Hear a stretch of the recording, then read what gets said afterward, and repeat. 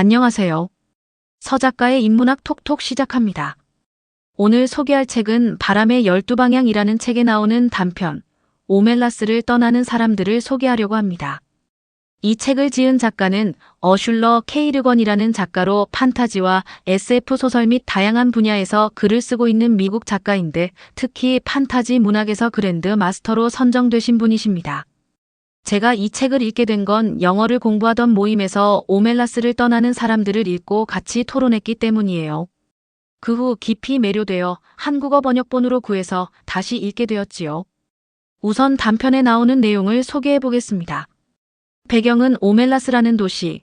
글쎄요, 도시라고 할 수도 있고 나라라고 할 수도 있고 무엇보다 이 이름은 살렘, 오리건 즉 영어로 세일럼 오러건을 거꾸로 읽은 건데 살렘은 평화를 뜻하죠. 예루살렘의 살렘도 그렇고요. 그런데 이 도시에 비밀이 하나 있어요.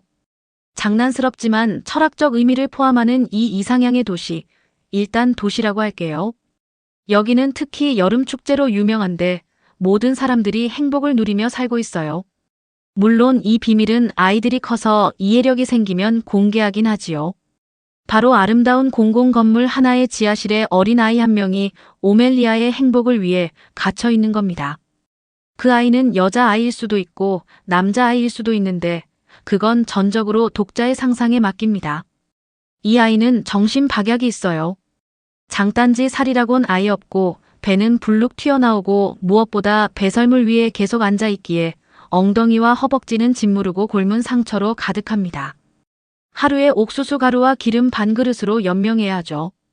그래서 이 아이를 보러 온 사람들은 이 상황에 분노하고 눈물 흘리며 이 아이를 꼭 구출해서 밖으로 데리고 나가겠다고 마음먹죠.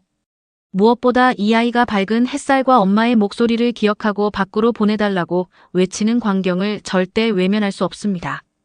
그런데 이 오멜라스의 도시에는 계약이 있습니다. 이 아이를 밖으로 데리고 나온다면 당장 그날 그 순간부터 오멜라스 사람들이 누려왔던 행복과 아름다움과 즐거움이 사라지게 된다는 겁니다. 계약에는 이 아이에게 친절한 말 한마디조차 건네면 안 된다는 거지요. 자, 오늘 생각해 볼 점은 이러합니다. 아이를 향한 부당한 행위에 가슴 아파하던 사람들 중에 두 가지로 나뉘게 된다는 거지요.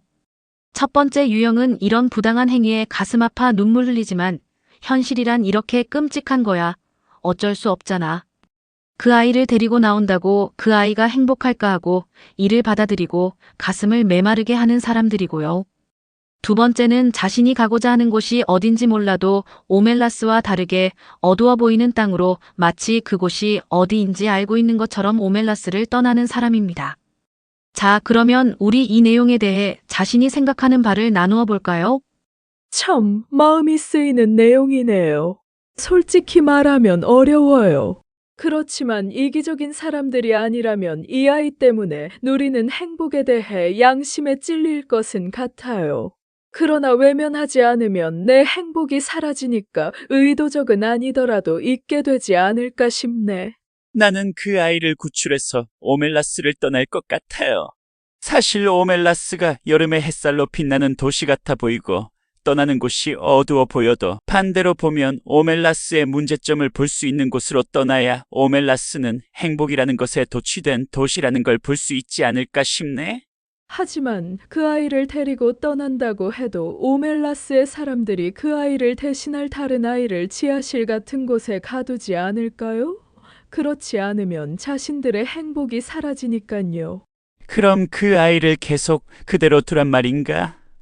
최소한 그 아이는 구출되어야 하고 그동안 오멜라스의 사람들이 누렸던 행복에 대한 보상을 받아야지. 글쎄요. 저는 이게 가능할지 모르겠지만 오멜라스를 떠나는 사람들이 있다면 오멜라스에 남아 이 아이를 구출해도 우리가 충분히 행복하고 아름다울 수 있는 길을 찾아보자고 설득하고 싶어요. 제가 너무 이상주의자인가요? 나는 북에서 죽어나가는 사람들을 생각하게 되네요. 어쩌면 오멜라스는 몇몇 사람들의 행복이 전체로 보이는 전체주의의 모습이 아닌가 해요.